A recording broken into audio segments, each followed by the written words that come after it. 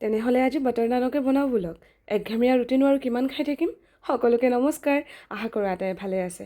Butter নান বনাবলৈ এটা পাত্ৰত মই কুহুমীয়া গৰম গাখীৰ এবাতি লৈ লৈছোঁ আৰু তাত দি দিছোঁ 2 চামুচ চেনি। এতিয়া ভালদৰে চেনি আৰু গাখীৰখিনি মিহলাই লৈছোঁ।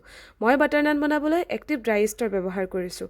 আপোনালোকে ইচ্ছা কৰিলে দৈ আৰু বেকিং ছ'ডাৰেও বনাব পাৰে, কিন্তু ইষ্টেৰে বনালে খাবলৈ একদম ৰেষ্টুৰেণ্টৰ নিচিনা হয়।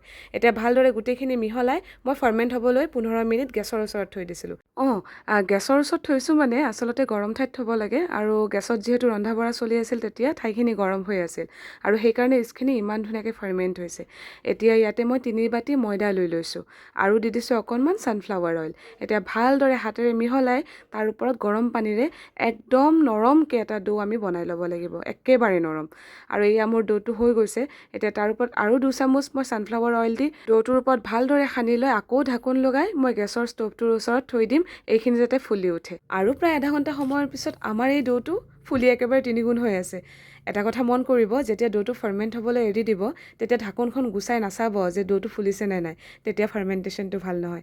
আকৌ এবাৰ ময়দাটো ভালদৰে মই মঠি লৈ এনেকৈ সৰু সৰু বল বনাই লৈছোঁ। এতিয়া ময়দাৰ বলকেইটা ধুনীয়াকৈ বেলি লোৱাৰ পাল।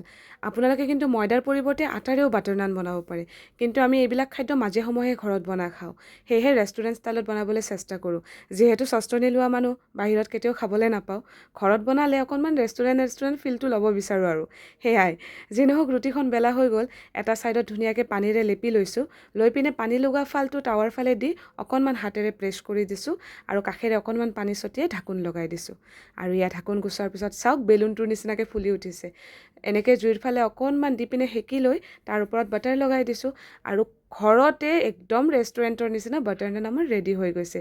না আমাক অ'ভেন লাগিল, না আমাক তন্দুৰ লাগিল, টাৱাতে হৈ গ'ল আমাৰ বাটাৰ নান। আৰু এয়া বাটাৰ নানখন মই মাজেৰে কাটি লৈছোঁ আৰু ছাৰ্ভ কৰিছোঁ আপোনাৰ মিক্স ভেজ আৰু বাটাৰ পনীৰেৰে। নানকেইখন খাবলৈ একেবাৰে ৰেষ্টুৰেণ্টৰ নিচিনাই হৈছিলে আৰু বহুত ছফ্ট হৈছিলে।